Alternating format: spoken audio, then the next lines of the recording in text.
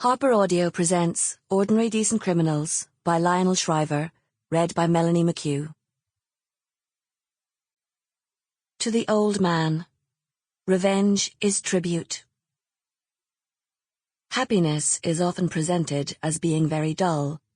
But, he thought, lying awake, that is because dull people are sometimes very happy, and intelligent people can and do go around making themselves and everyone else miserable.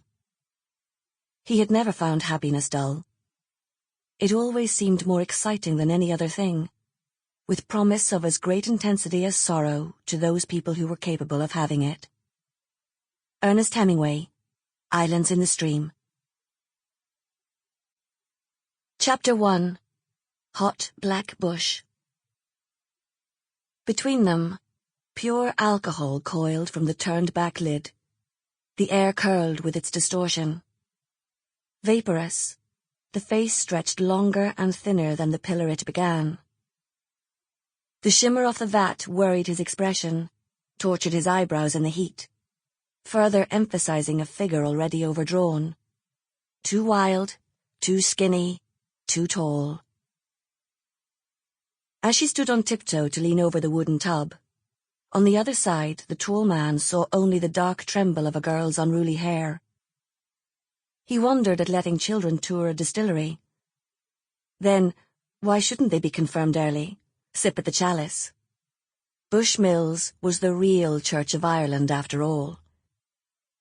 Later, he would catch sight of her down the walk toward bottling and not recognize the grown woman in black leather bouncing the red motorcycle helmet against her thigh.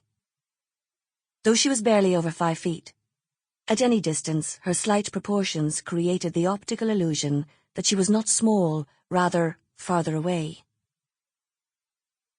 The man did not need to clutch the rim, but leaned at the waist to inhale.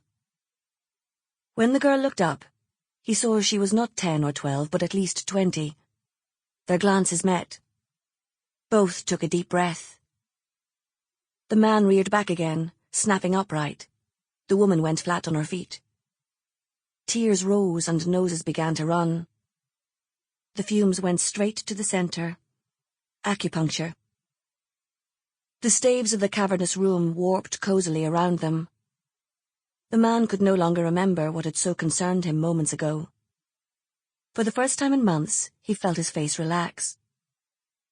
Across the tub, she watched the lines lift from him and decided he was not 50, as she'd first thought, but 32 or 3.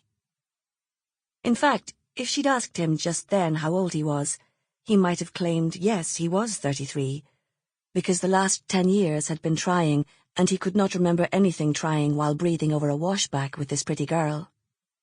Christ, he missed whiskey. Better than shots, she admitted. This is my second time through. The alcohol evaporated from his head. He recalled what he'd been sorting out, and returned to 1.5 million paupers would never get a full vote in the EEC. Her twang was unmistakable. Bloody hell, she was American. Their group had moved on. The two treated themselves to one more inhalation of the wort, which roiled between them like whipped cream gone off, Guinness on a stove. Its surface churned and kneaded into itself, a little sickening, too brown. The American let down the wooden flat regretfully. We'll be missed. As her boots echoed down the washbacks, she passed a beefy man at the door. Farrell, lad, a wee 5-minute tour and you're away. Farrell. She remembered his name. Farrell waited, not wanting to walk with her. He'd no desire to violate the intimacy of their brief debauch with the disappointing whine of an American tourist. His head cleared. The last 2 minutes had encapsulated his life.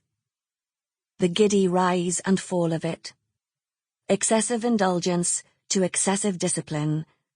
And that was substances, though women the same. The clasping of hands over tables, the grappling in the back of taxis, the sweaty riot in the hotel, so quickly giving way to veiled excuses, impossible schedules. Sample complete. Ready to continue?